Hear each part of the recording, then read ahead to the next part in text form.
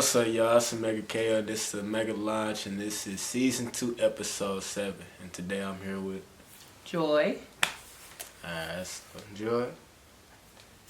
I have everybody do this when they come on here. So you gotta put your right hand on your chest and say, I swear. I swear. Not to lie. Not to lie. About any of these questions. By any of these questions. And you gotta put it on something. On my daughter. Oh, she ain't gonna lie about that. Alright. So we gonna start it off easy.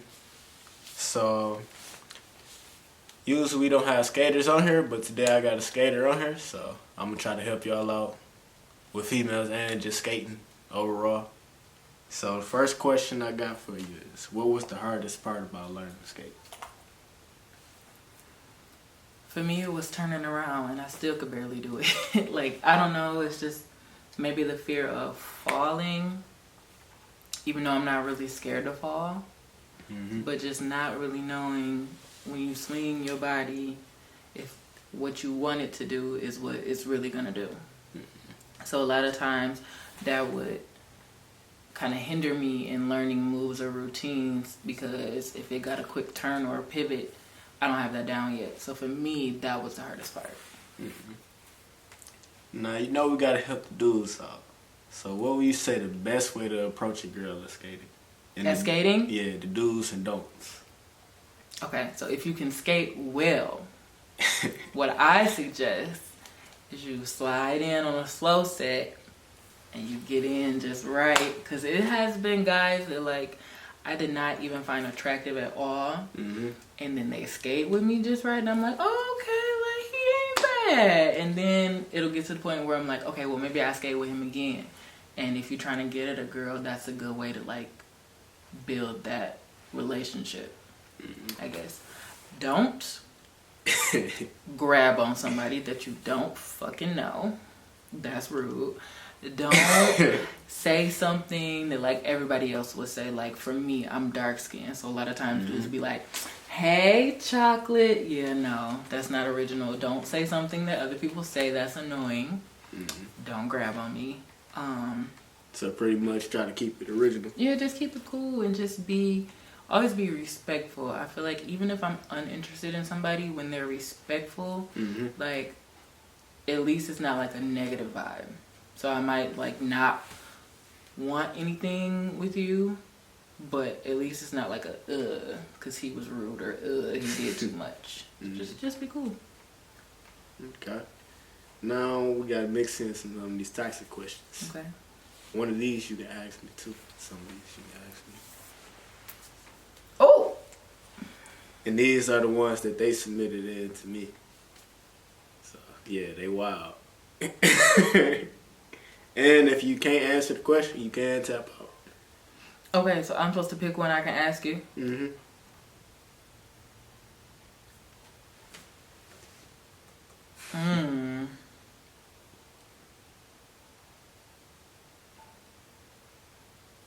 She thinking hard.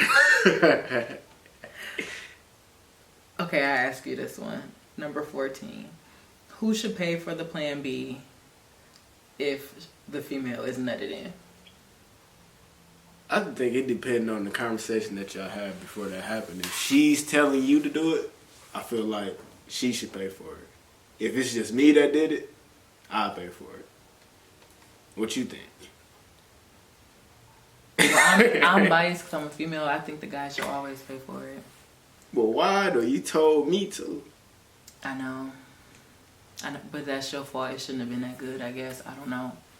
I literally followed your directions. I have never paid for one. I will never pay for one. Like, no, I feel like it's the guy's responsibility. Even though it's not.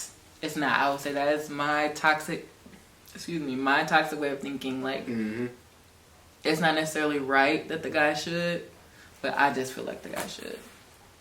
Alright, I got one for you. Does size matter? No. Well, why? So, for me, sex is mental. I have to like you, either how you look or what you got or something about how we interact with each other. And it has to be like in my mind. So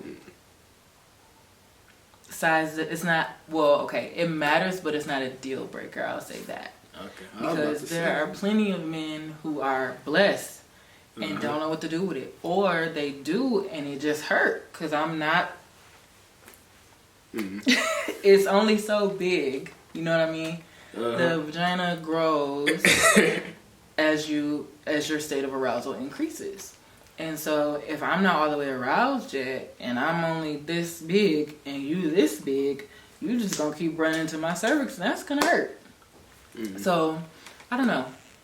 It matters a little, but it's not a deal breaker. Because I have had men who in my past where I saw it and I was like, oh, it's like, oh, he's not as big as my ex or something like that. But because I was so into him mentally, it felt good and it didn't matter that it wasn't big. So you taking the person with the good personality rather than the nigga that blow your back out? Depending on what kind of mood I'm in. I might just need my back blown out. It depends. I don't know. But I'd rather have smaller than I'd rather have smaller than normal versus bigger than normal. Okay. In this phase of my life. So do you feel like this is just a you, or you think this like how pretty much most females? I think it might just be me, or it could be multiple women that feel this way, but the majority probably would rather just say, "Oh, I want a big dick," and maybe that's just their way of thinking. But as you grow and mature, you will learn it's not just about his dick being big. Well, y'all heard it from females. I guess the people that's coming up short got a chance out here. You just got to put work in other areas. For real, because if he go down and work it out or know what to do. So you blush, you don't got to do all that. Yeah, like, I don't know. It just depends, though. Because if you put in work on the clit, I might come before you put it in. It just depends. It varies. Okay. We're going to come back to the tap out round. But I liked a lot of them questions on there. Some good questions. So, when slow skating with a girl, what are signs that she may be attracted to you? When I say slow skating, this one y'all skating backwards with each other. Okay. So, disclaimer before I answer this, because I'm going to answer honestly. The way that we skate together is different than if I was skating with a stranger or like a dude I was trying to talk to. Because some of the things I'm going to say that are a giveaway that she's into you are things that I do when we skate together, but it's not because I'm trying to fuck you. So, if she bend all the way over, she like you. If she kind of like throw it back a little extra than just a normal sway, she into you. If she take your hands and put them anywhere, now if you put your hands on her and then she like move them to a more neutral area, that's different. But like if you just got your hands out or maybe like on her knees and she move them up or put them somewhere else, she like you. So sure, they should shoot they shot out there, huh? Might as well. If she bend over, go ahead and just rest your hand on her back. Alright, number 4. What are some of the challenges you have experienced in marriage? Whew. How much time we got? Oh, we got a little. So I would say that I'm very blessed in my marriage. My husband is very understanding and he's very trusting and he knows how outgoing and assertive I am.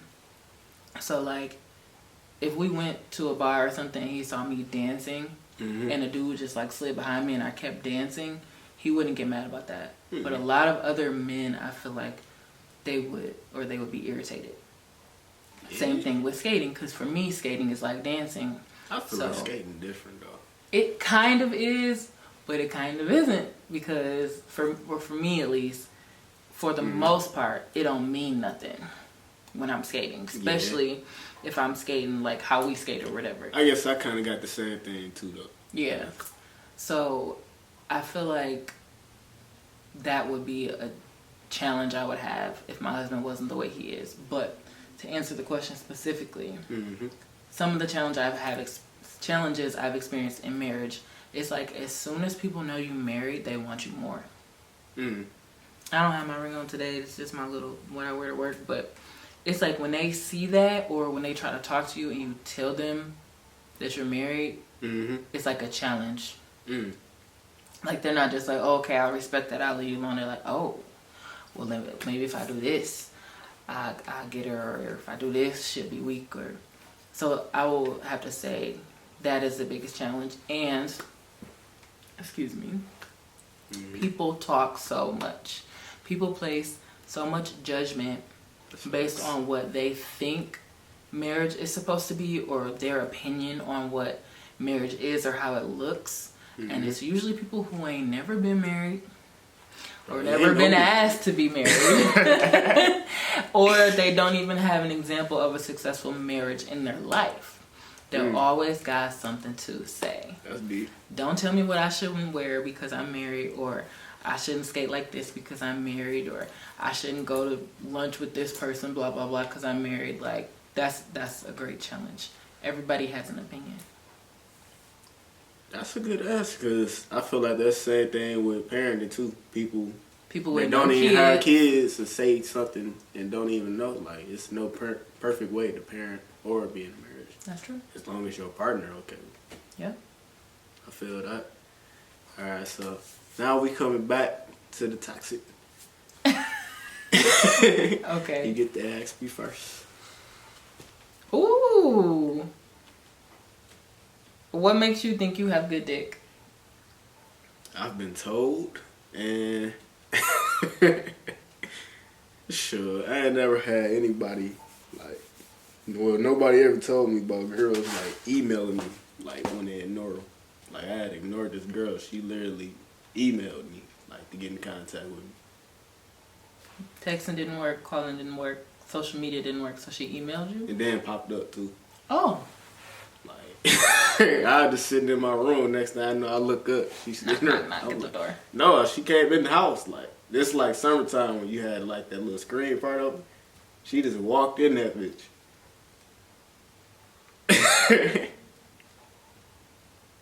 You might have some good stuff. They popping up. I mean, it's more story, but we ain't finna go all into that. Alright. Shit, I guess the question for you. No. Yup. Ask me something different. Nope. It's right by it too. What makes you think you have good pussy? I know my box is good. I know it. Usually I go like this. And I just let the ring speak for itself. But prior to that, okay. I know my box is good because every male I have ever been involved with sexually, at the very beginning, when they first enter the box, it's like you can just see in their face just this life-changing aura that comes around them, and it's just like a like I'm in here, and it's warm and it's soft, it's wet. Alright, talk that shit then. I will just say that for me was a dead giveaway every time, even in my teenage years, whether it was protected or unprotected. Just like you can just tell it was life-changing when they entered.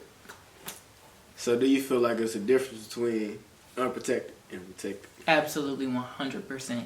Huge difference. Huge difference. Some people don't be getting that. I think it's a huge difference for a female. For me, it is. Oh, it's for both. You feel the skin. You're not feeling a latex barrier. It's skin to skin contact. You feel the temperature of their skin, the porosity of their skin. Like, it's totally different. It's totally different. Yeah. It's way better. But not safe. Not safe. Alright, you got one more? Then we go back to the last questions for the interview for you.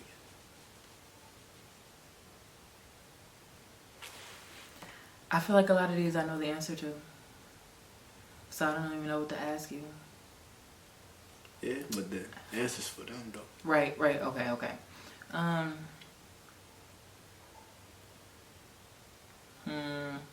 Would you stay with somebody that could not sexually please you? Hell no. What? What if everything else was right but that one thing? Well, I feel like, yeah, you can teach that. That's what I was gonna say. It's teachable. You teach that. But if you, it is people that's unteachable though. How can a girl be unteachable? Because every time, like, she can get discouraged, like, when you say something, like, that she not doing right. Like, I feel like you gotta have the right mindset for that, for you to teach them. I feel like as a female, though, 80% of your job is just being there and not being blown out.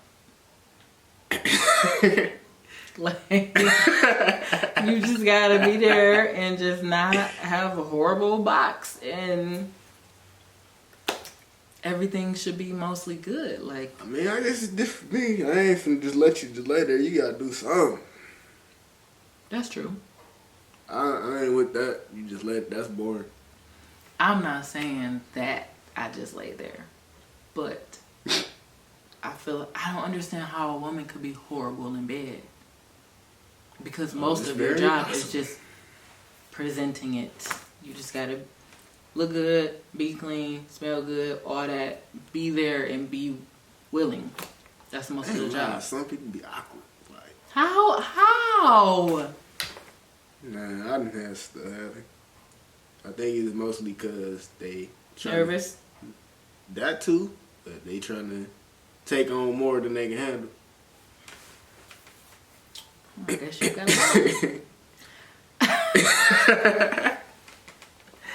I don't know. I don't see. I just don't understand how a girl could be bad for real. Mm-hmm. I guess men can be bad for sure. Got a bad stroke. Yo, thing could be way too little or way too big. Shit, she had a bad head. Her teeth biting you. That's really it though. Or she can not know how to ride, or not know how to throw it back. Hygiene. Oh yeah, that's a no-no. That's the number one no-no. I don't understand it. So many girls just be smelling bad. How do you smell like anything other than lotion, soap, and deodorant? Shit. I don't understand it. Now, if you just ate, if y'all went to dinner first, and her breath smell like what y'all ate, that's different. We ain't talk about breath though. But down there, all you gotta do is wash it. Wash it before you get dressed, and wipe it when you use the bathroom. Everything else is supposed to take care of itself. Mm-hmm. If not, you need to go to the doctor. Oh yeah. It's just normal. It's some sort of pH is off, or your yeast is off. Well, yeast don't produce a smell though. It's all pH. I think it'd be that pH. That is not difficult to manage. Ladies, it's not difficult to manage. Go to the doctor. They'll swab you, tell you what type of bacteria it is, give you an antibiotic. Good to go in 7 days. Don't ignore the smell. If you smell it, we smell it. If you smell it, we smell it. No, I know it fucked me up because you know the little thing when you finger girl and you put it in there and they post that shit was stinking and she still put that shit in her mouth. I'm like, oh hell no. Nasty. But yeah, you should definitely get us some tips on that, on the pH shit. Cotton underwear. Don't sleep in your underwear. Don't soak in the tub for long. Just wash it with regular soap once or twice a day. You said don't sleep with underwear on? Do not sleep with underwear on. It gotta breathe. Because it's an opening, right? Mm-hmm.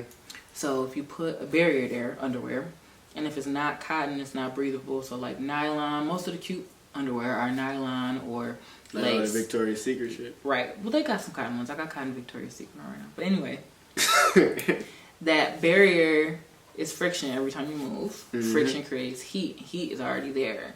Heat allows bacteria to grow. It's already bacteria in there. It's supposed to be. But the bad bacteria will overgrow when it's too warm. So let your coochie breathe. If you at home really dumping on the ground. Mm-hmm.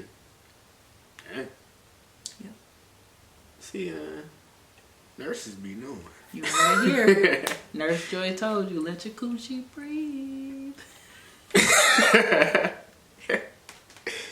Well, following on to that question, was all the hard work that you put in to become a nurse worth it, and why? If it wasn't worth it, you could say that too. I have to say yes. But it fucking sucked.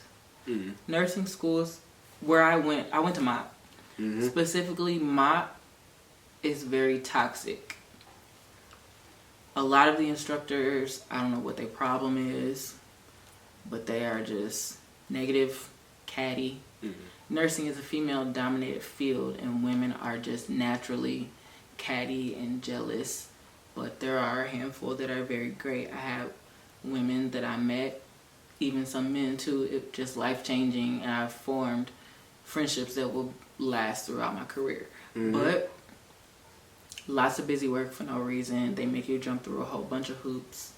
But I will say that it's rewarding because I always wanted to be a doctor or a nurse. And now that I am, it was worth it, but it sucked.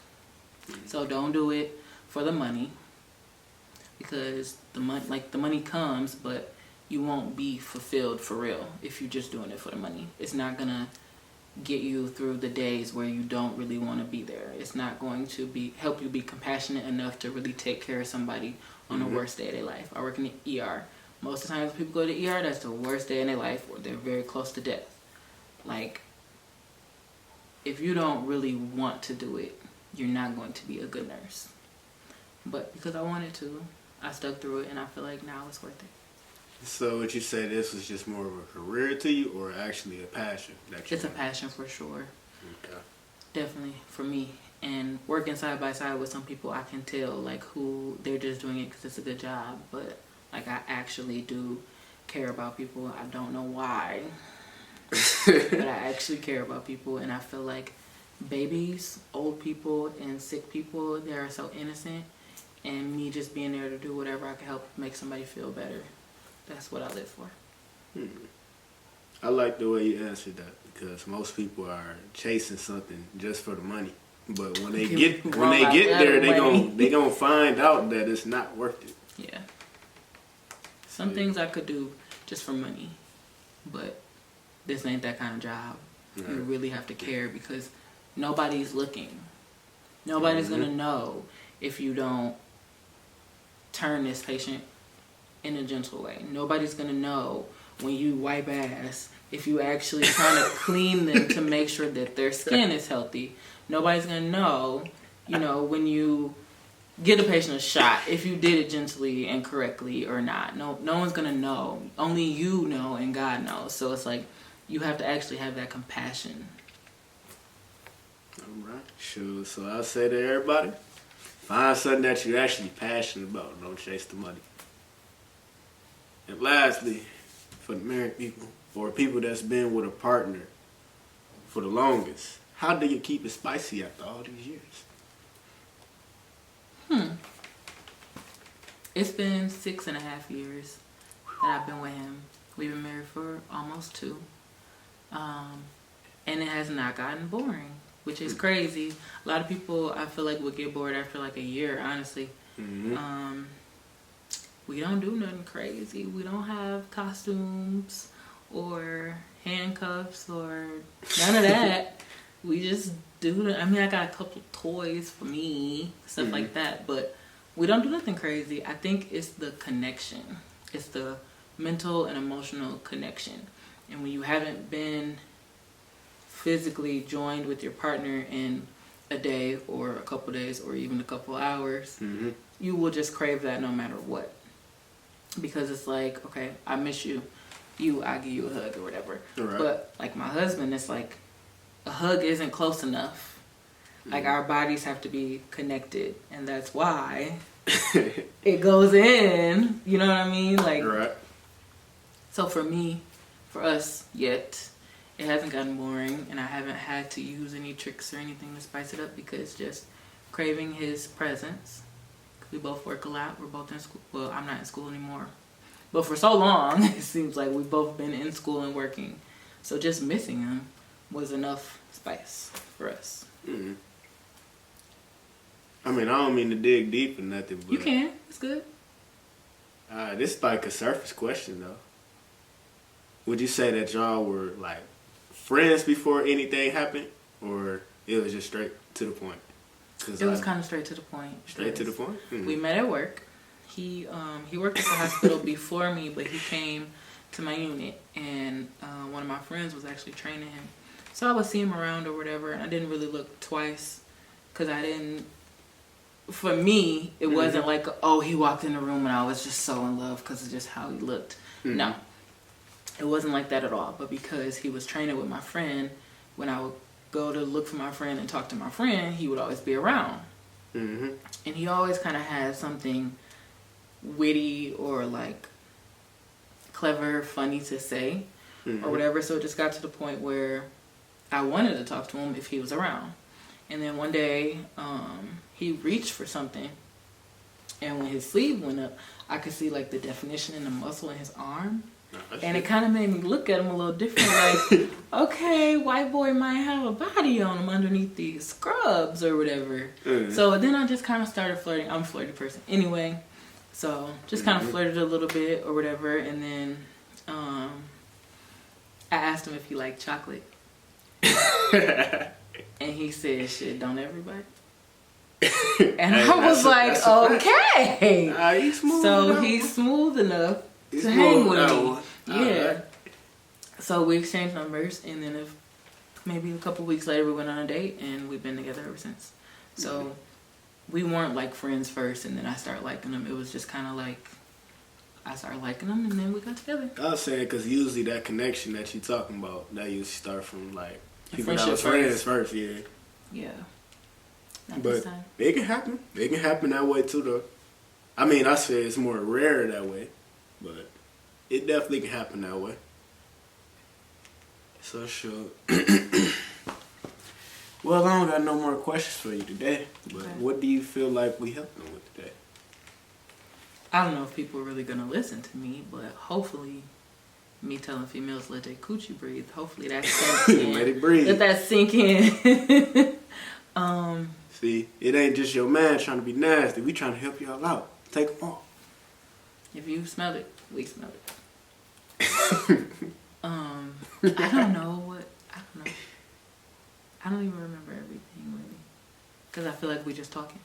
So. Man, that's because we kind of talked like this already a little bit, but I feel like we helped them with the skating because most people that come out there and they in rentals, they don't really know this stuff yet. Yeah, definitely. I feel like that's gonna be a downfall too if you Get come out of there in them rentals. as soon as possible. You gotta get some skates, man.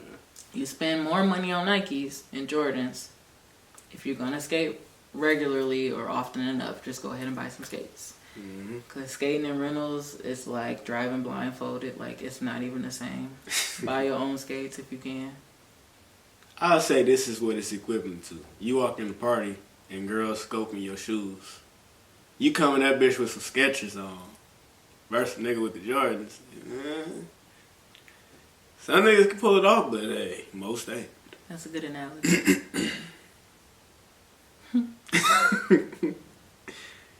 And then I say with finding your purpose.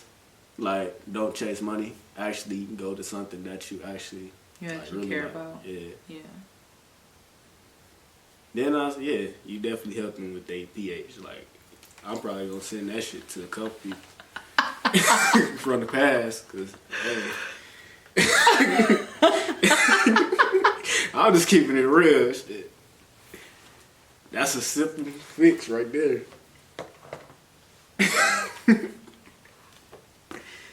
Well, shit. Other than that, man, we pretty much good. Alright, y'all. That's Omega Lodge, and we out.